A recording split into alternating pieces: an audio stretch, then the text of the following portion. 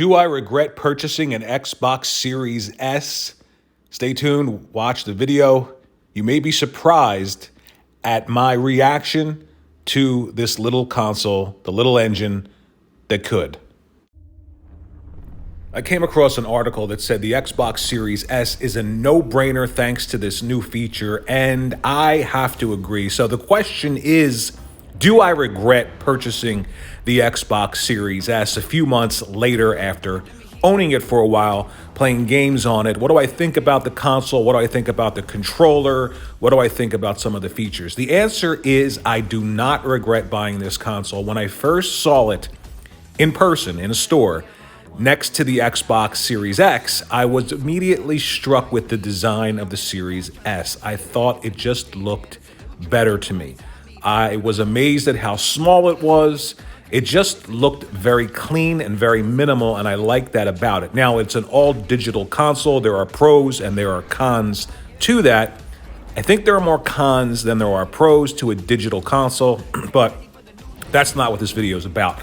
I want to talk about what this article said and some of the points that I agree with. The frames per second boost that came to the Xbox Series consoles recently, they just included a bunch of new games. I think it's 75 games that they included recently. It's now probably well over 100 games. But the idea that you can spend $299 and take advantage of all of these features like quick resume, the SSD leading to not only quick resume, but leading to extremely quick load times in your games, sometimes 5 seconds. Fast traveling in Outriders, for instance, is almost instantaneous, and the frame rate boost in that game is immediately noticeable. And one thing I did notice is that games look better. Graphically, things aren't changing, obviously, in the game. The textures and stuff like that are the same, but they just look better because of the slight resolution bump that you get with the Series S on those backwards compatible games. Now, I want to talk about the controller. I heard from a few people that the controller, it just felt cheap, or, it felt like if you squeezed it really hard, it made these noises like cheap plastic and stuff like that. And I'm just going to tell you my experience. I don't have that experience with the controller. I think the controller feels better than the Xbox One controller, the previous controller. I think it just feels really good. I like the addition on the back of those little grooves.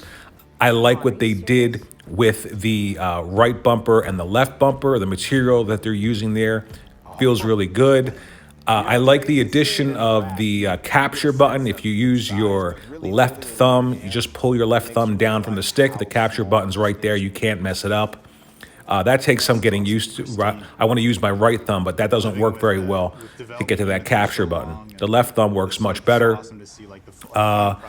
I just like the console in general. I like it. I could tell you that loading up the console from the sleep mode. I don't even use sleep mode. I'm sorry. From being completely off, turning the television on, turning the sound bar on, pressing that Xbox button on the controller, the load time for the system turning on, and everything on the screen sort of loading in, it's instantaneous. It is absolutely instantaneous, which is a big upgrade from the Xbox One X. That's the console that I had before I purchased the Xbox Series S.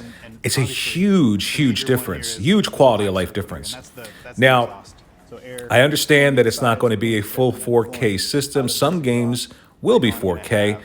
I think Microsoft first-party games will probably strive to get 4K on the Series S, and they're going to be 4K on the Xbox One X, obviously. But I think they're going to strive for that on the Series S, to have that sort of parity across their first-party. Now, the idea that first-party games may suffer because they're, having to run on the Series S, I don't know. Some developers have said yes, some developers have said no. But so far, my experience with games has been very good on the Xbox Series S. I do not regret purchasing it. I really enjoy the console, and I like the the way it looks much better than the Xbox Series X. Not that I'm not going to get a Series X. Eventually, I'll get one. But I'm not sure if the first party games look good on the Series S. I'm not that big. It's not that big a deal to me, the idea of, 1440p. I'm playing Last of Us 2 on a PlayStation 4 Pro. I believe it's 1440p. Most of their games are 1440p, upscaled to 4K on my giant 4K Sony TV, and they look phenomenal to me. So I don't know. I think that for $299, this is a great system. And if you're coming off the Xbox One X and you spend $500 for that, that wasn't around for a long time. Maybe you're not willing to spend another $500 right away. You want to see the content that's coming out for the system. But getting into the Xbox environment, the next-gen environment with the Xbox Series S, I think it's phenomenal. I really do. I can't stress enough how much I am enjoying the Xbox Series S and how surprised I am with the performance of it. And, just the controller, again, I don't have those problems that some people seem to have had with the controller. I'm not like sitting there trying to break the controller and twist it so that I can hear like a creak or a crack in the plastic. I don't do that. I don't know who does do that, but I'm sure any controller you do that to is going to make noise. I don't think that it's, it doesn't feel cheaply made to me. I don't have a PlayStation 5, so I can't compare it and contrast it with the PlayStation 5.